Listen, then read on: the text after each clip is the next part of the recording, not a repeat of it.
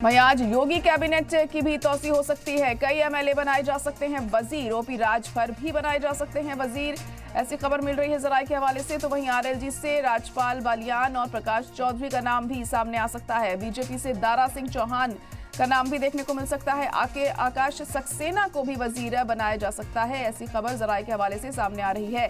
पिछले काफी दिनों से अटकलों का बाजार गर्म है कि योगी कैबिनेट की तौसी की जा सकती है और आज हो सकती है ये तौसी, ऐसा माना जा रहा है। एमएलए बनाए जा सकते हैं वजीर, ओपी राजभर भी बनाए जा सकते हैं वजीर, और आरएलजी से राजपाल बलियान और प्रकाश चौधरी का नाम सामने आ सकता है। बीजेपी से दारा सिंह चौहान, आकाश सक्सेना भी वजीर बनाए जा सकते हैं। आरएलजी हाल ही में एनडीए में शामिल हुई है और उसी के मद्देनजर माना जा सकता है कि आरएलजी से राजपाल बलियान और प्रकाश चौधरी का नाम सामने आ सकता है जब योगी कैबिनेट की तौसी होगी। तो वही ओपी राजभर भी वजीर बनाए जा सकते हैं, ऐसी खबरें सामने आ रही हैं।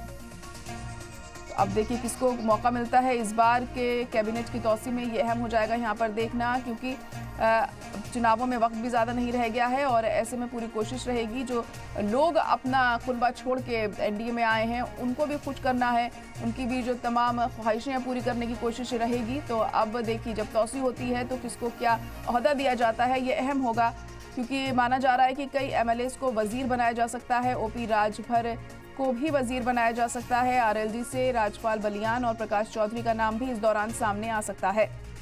बीजेपी से दारा सिंह चौहान, आकाश सक्सेना भी वजीर बनाए जा सकते हैं। और क्या कुछ बदलाव होता है इस बार कैबिनेट में, ये अहम होगा यहाँ पर देखना।